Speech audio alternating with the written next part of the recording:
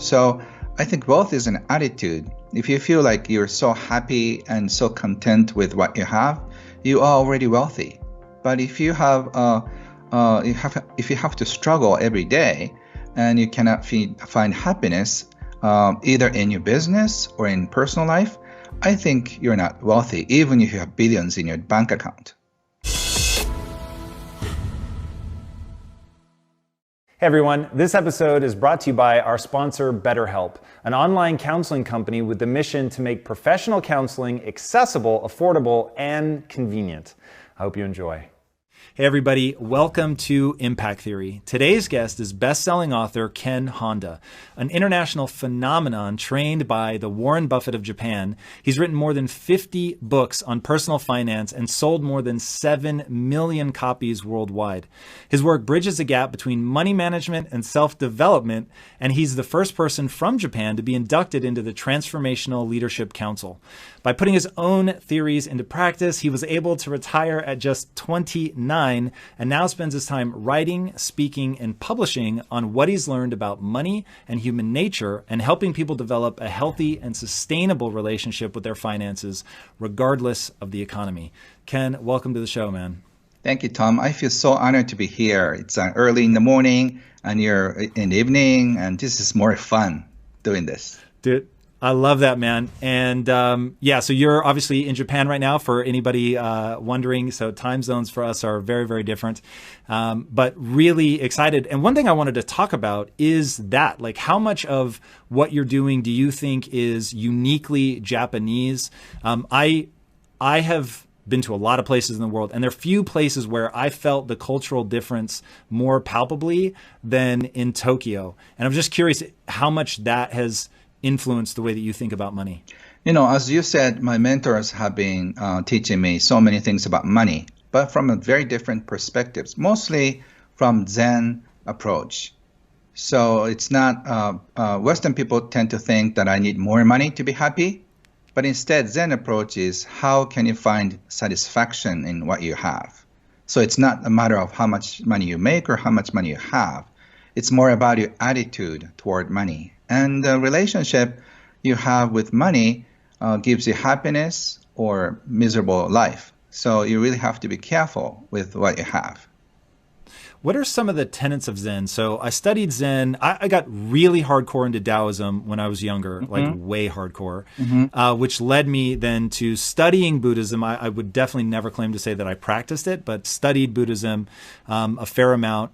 Zen I found maybe the most intriguing but confusing. What are some of the core tenets of Zen?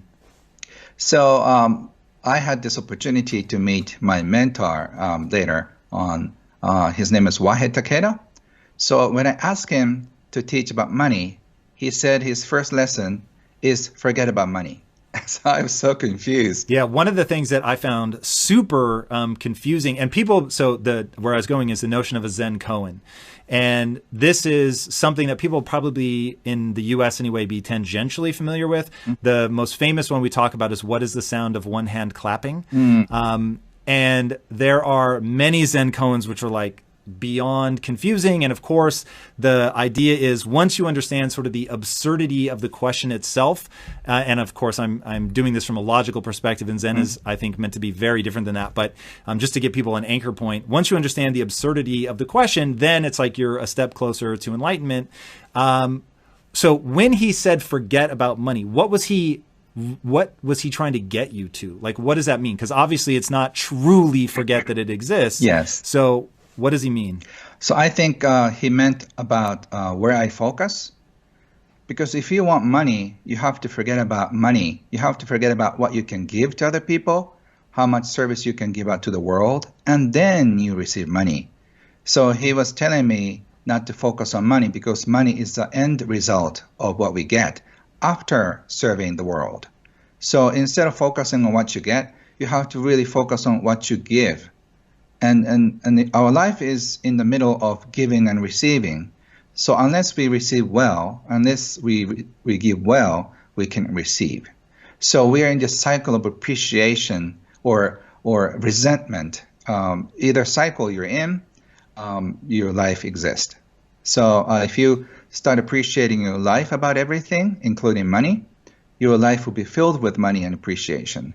If your life will be filled with resentment, anger, and fear around money and also around life, your life will be also surrounded by fear and resentment and anxiety.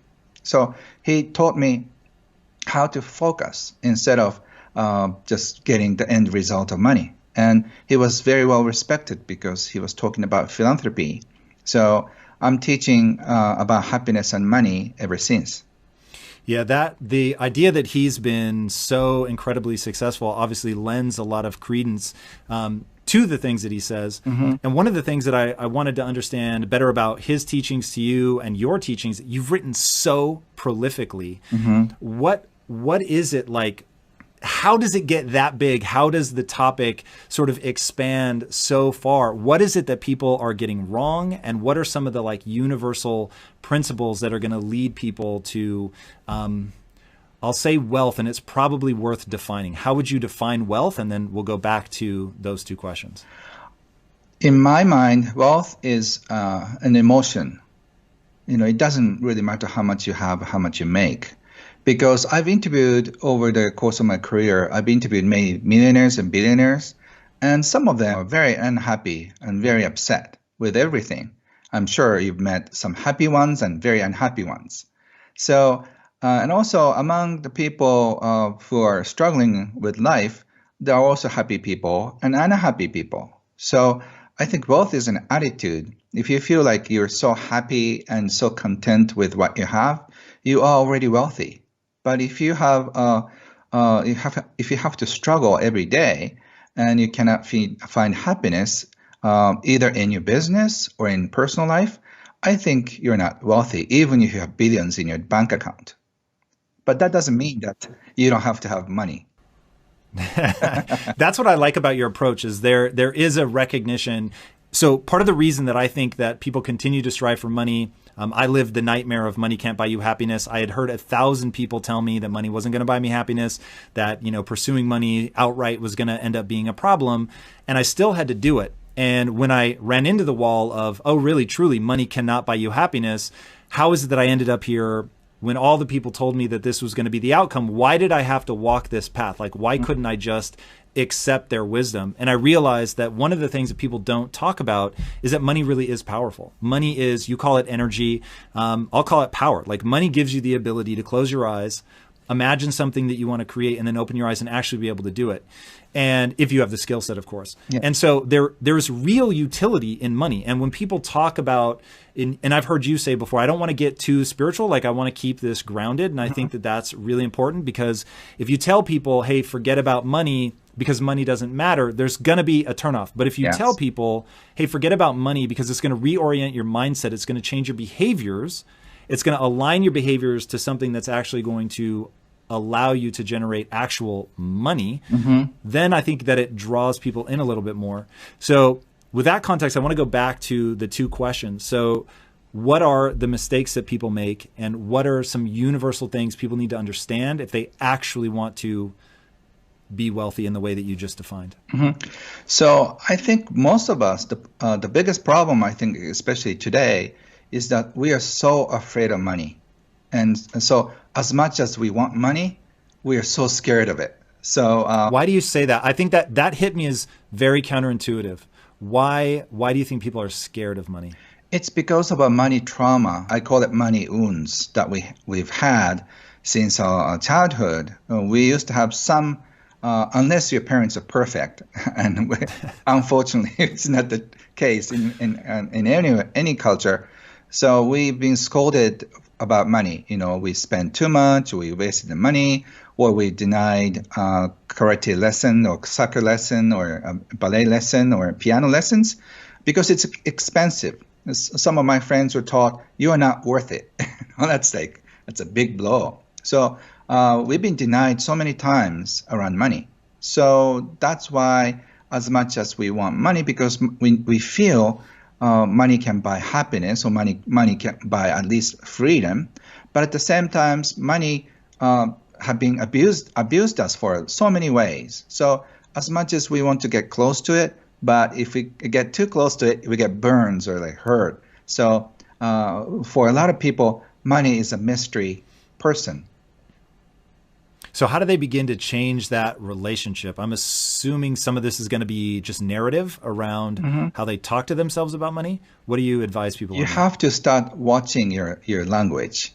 My mother used to say that. And then around money especially, a lot of people say like, I was ripped off. So there are so many negative language around money. And my mentor Wahe said, you have to use positive words around money. Otherwise, money will not like you. And I thought it's very cute, And then in my book, I talk about what if money were a person, who would it be like? Is that person a gentle person or angry person? So just, you have to pay attention to how you relate to money.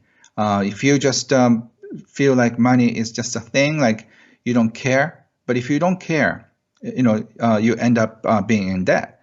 So you have to be very careful and respectful for money.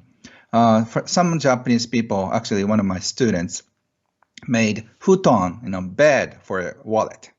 It's so cute to show respect. While I rest, please, money and credit cards, please rest here too. So it's like a little bed, like a cat bed, and then you're supposed to put your wallet into the bed. So it's just a metaphor, but unless you show respect to money and the money coming in, money going out, both ways, you cannot feel peaceful around money, especially this hard time of economy. You have to really pay close attention to your emotions. And most of us are so controlled by anxiety and fear around money. That's why we do things which are not really true to us in order to survive. So we feel like if we have no money, we cannot survive. That means you're dead.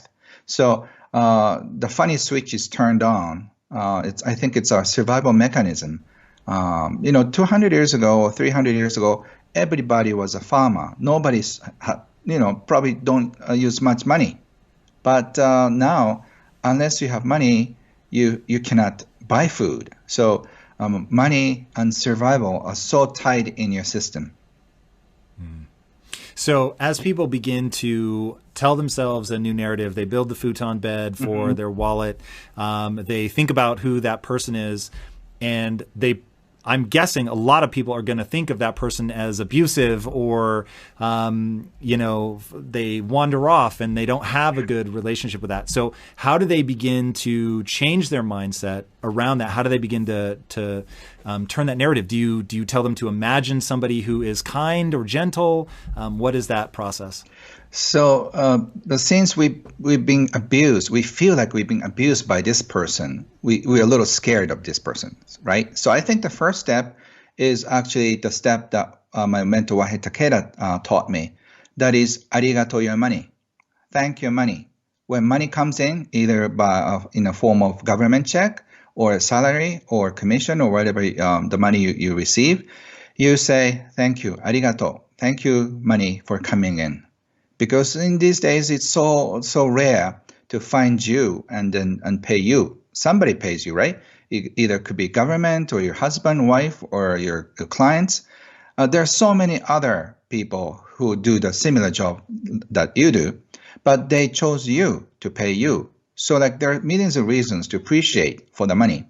So when money comes in, just say, thank you, or arigato, or danke, or sheshe, or whatever your language, or mercy, And then when you spend money, also arigato, because you're getting something for the money. And Wahe said, arigato in, arigato out. So it's almost like a karate kid teaching, wax in, wax out. So he said, arigato in, arigato out, if you do it for 2 months and then come back. So I wanted to have some stock tips or investment tips, or I expected something different. But the thing I got is arigato in, arigato out. And I practiced for 2 months and I felt genuinely happier. So I recommend anybody, just try it at least, because it doesn't cost you anything. And once you start appreciating money coming in, money going out, you start appreciating about other things. So this arigato in, arigato out opens a door to a new life, which is full of appreciation. And I think we definitely need that. Wahei said, appreciation melts fear and anxiety.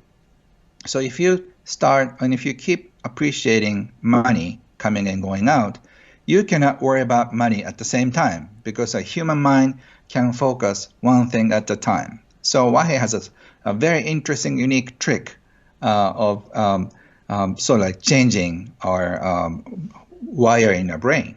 So once you start appreciating, it's so funny, because one of my students said, oh, gee, Ken, I forgot to worry about money for a week because you focus on appreciation. Yeah, I think this is really powerful, is a very important first step. And when I think about my own journey, I won't say that I had a negative view about money. And if you had asked me to describe what money was, I probably would have, whoever I could think of that was like glamorous and exciting and powerful, like that was my vision of money, which is why I was chasing it so hard. Mm-hmm. Ultimately, coming to understand, okay, I'm making more money than I've ever made, but I'm not happier than I've ever been. And the neurochemistry that I want to feel, like this is not taking me there.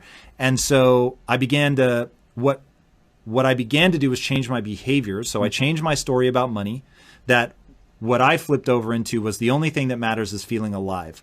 So I'm going to stop chasing money. I'm going to start thinking about value. And so I had a very negative connotation around money.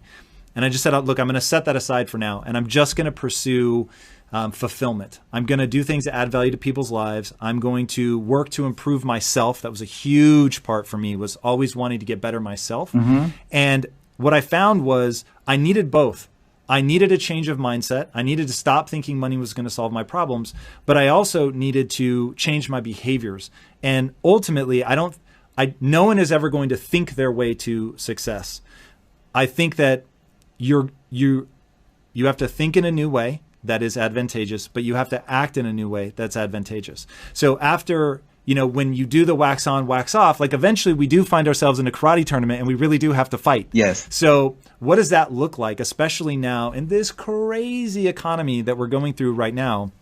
Let's go to that next phase. Mm-hmm. So people they're arigato money in, arigato money out. They've got the futon for their wallet. Like they're in a Zen place, like they're doing good. Now, like you retired at 29, not just because you were thinking. You retired at 29 because you ran businesses. You got very thoughtful about how to generate money and save it. How should people be acting with their money? So we get now how they should be thinking, but how should they be acting with their money? Thank you, Tom. I think it's a beautiful question. And I think that's exactly what we need to learn. Because once you start appreciating, your life shifts too. For example, one of the readers on my book, she was a single mom with a low-paying job. She was working as a secretary. And then she came to me and she used to complain about her low-paying job. But after reading my book, she changed her attitude and she started appreciating about life and boss. And she realized that she didn't have a college degree, but she was hired as a secretary. So that's a big reason to appreciate her boss. Before, she was always complaining about him. And I think the feeling really probably came across to her boss, and she got a big raise in a few weeks. So once you start appreciating, I've heard so many stories, I can even write a few books on this. Once you start appreciating your boss, your clients, they appreciate you back. So in my 20s, the reason why I was successful was I was a little unique in so many different things. For example, when I was doing accounting consulting, I divided my clients to two groups. One, I do regular job. The other, I always bring something whenever I got to meet them, just a herb tea, Japanese tea, like a book, or just not super expensive. So in 6 months, I got so many referrals from the gift-giving groups. I didn't ask for any clients, right? But they gave me so many referrals. And the second, group, not so much. So And I recommend everybody to start giving more, something a little extra, not like 30% more, but something to show your appreciation. And it doesn't really matter if you're a florist or cleaners or business lawyers or a dentist. If you start giving something, you get more. So this is the law, I think. If you give more, you receive more. And then there is one more extra reason to appreciate about.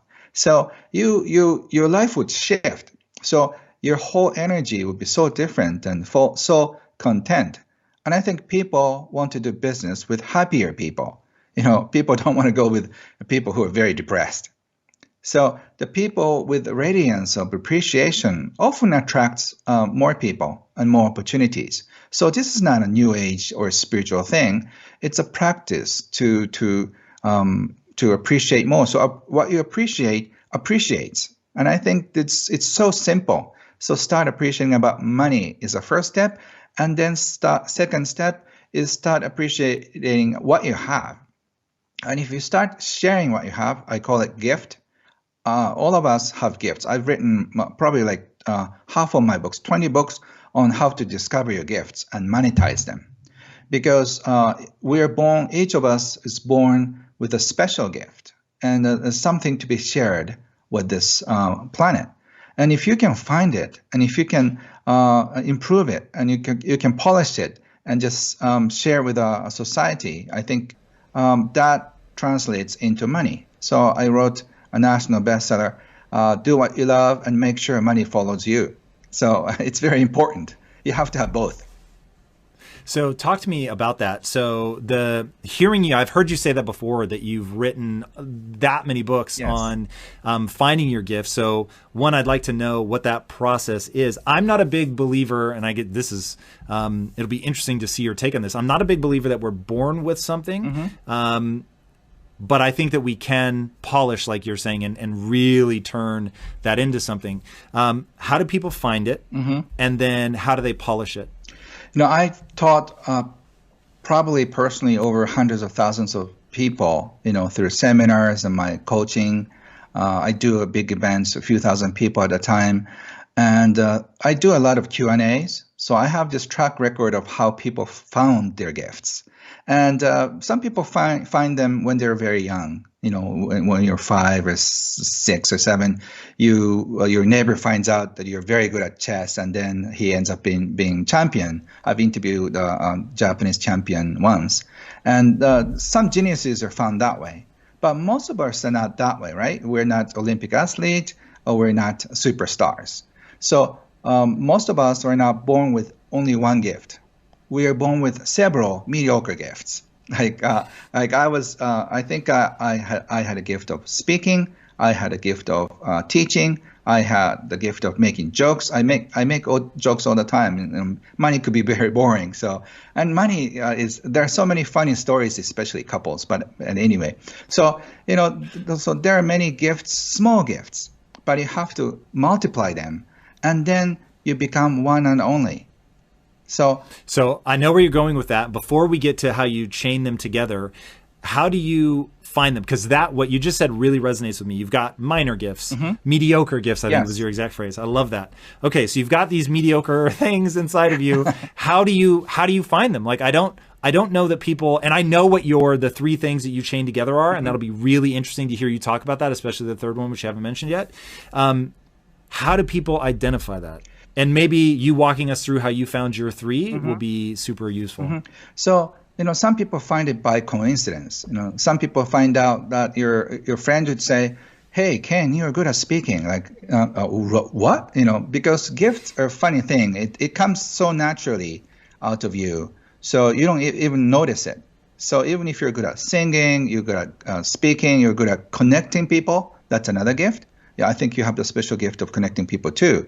So even if you have so many gifts, you don't realize them unless you recognize them.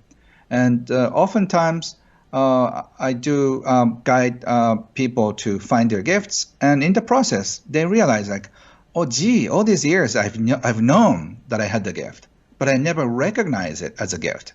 because how do you guide people through that? Do you have them ask themselves questions yes, or survey their friends? Some questions that people can go through. Literally 1,000? Yes. So, for example, one of the questions is like, when you were small, what were the nicknames? And then the nicknames have strong something. By the way, my nickname was a teacher because I was like teaching kids, other kids. So like nicknames have certain characteristics already.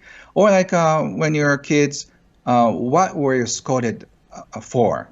When I was small, my mother used to say, you talk too much, don't talk. That means I had the gift of talking because I want to express myself. So when you're scolded about something, that is a gift.